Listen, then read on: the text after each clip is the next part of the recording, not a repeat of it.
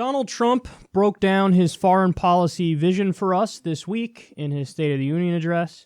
I want to analyze that and then break it down for you.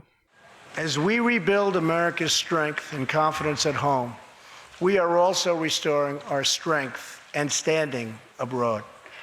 Around the world, we face rogue regimes, terrorist groups, and rivals like China and Russia that challenge our interests, our economy, and our values. In confronting these horrible dangers, we know that weakness is the surest path to conflict, and unmatched power is the surest means to our true and great defense. For this reason, I am asking Congress to end the dangerous defense sequester and fully fund our great military. As of a few months ago, our warriors in Afghanistan have new rules of engagement. Along with their heroic Afghan partners, our military is no longer undermined by artificial timelines, and we no longer tell our enemies our plans. I am asking Congress to address the fundamental flaws in the terrible Iran nuclear deal. My administration has also imposed tough sanctions on the communist and socialist dictatorships in Cuba and Venezuela. But no regime has oppressed its own citizens more totally or brutally than the cruel dictatorship in North Korea. North Korea's reckless pursuit of nuclear missiles could very soon threaten our homeland. No. North Korea would never, ever launch an offensive strike against the United States. The only way they would ever consider not only attacking the U.S., but attacking anybody else is if they are convinced that we are about to topple them any second.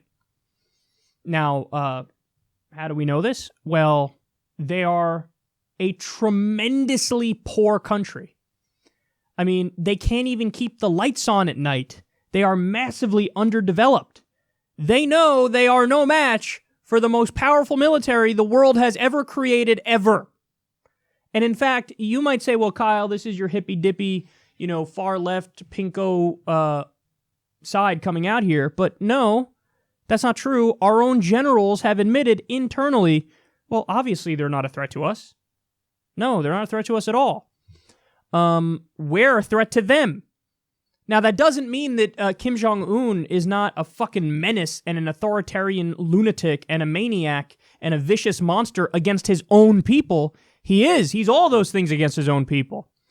But he knows the limits of his power, and he can't launch an offensive strike against us or South Korea. And by the way, if we were to make a move on them, which Donald Trump, they're really strongly considering, and Trump always tweets about basically doing that and threatening them openly, they would take out South Korea like that. So, but basically, listen, that's only one part of his comments there. Virtually everything he said was wrong. So I like the beginning because he's doing his spin on Reagan's comments. Reagan used to say peace through strength, which, by the way, is Orwell 101.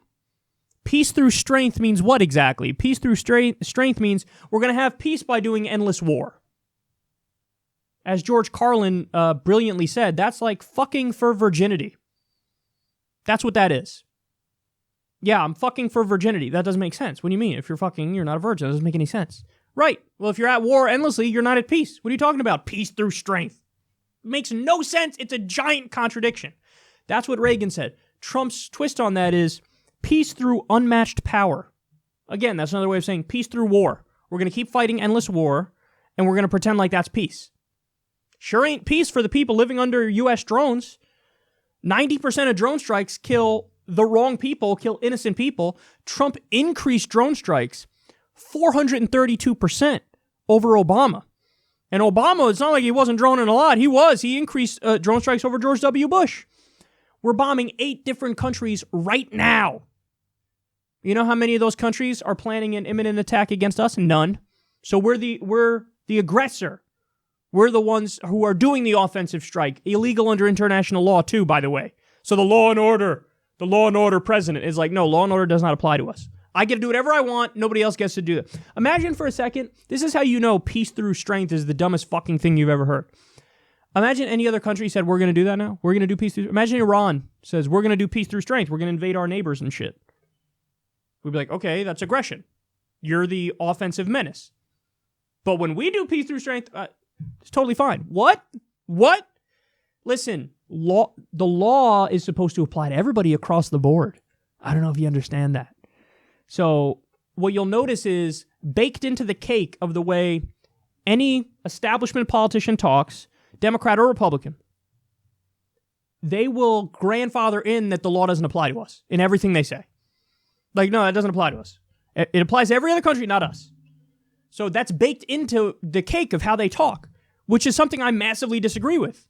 And something that, when a guy like Noam Chomsky came along and was like, oh, hey, by the way, we're fucking idiots who think we're above the law. And you look at it for 5 seconds, you go, holy shit, he's really correct about that. So it would be nice if we followed international law, but no, again, it doesn't apply to us. Then he goes on to, we need to fully fund our great military. We need to fully fund our great military. As if what? They're destitute now? They have no money now? I got news for you, pal. Under Obama, our military was bigger than the next 9 or 10 biggest countries' militaries combined. And most of them are our allies. The military budget is over 50% of the discretionary budget in the United States of America. All we do is fund the military. We have 900 military bases around the world, and it costs $100 billion a year to maintain those bases. And you're talking about how we need to fully fund our great military. What's so fucking frustrating is that it's not just Trump, but no Democrat would say, except maybe Bernie Sanders, that, we need to fund college, we need to fund healthcare with the same kind of urgency.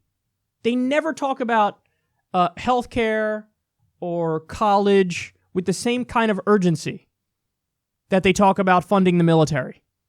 But with the military, it's not a question. It's just like, what are you doing? We have to fucking throw even more money at it, even though it's an endless money pit, and it's the biggest military that's ever existed in human history, ever, and nobody's even close to us, but we need to throw more money at it. Nobody says that about education. Nobody says that about healthcare, but they should. They should. And in fact, of course, we'd save money if we did Medicare for all as opposed to our private system.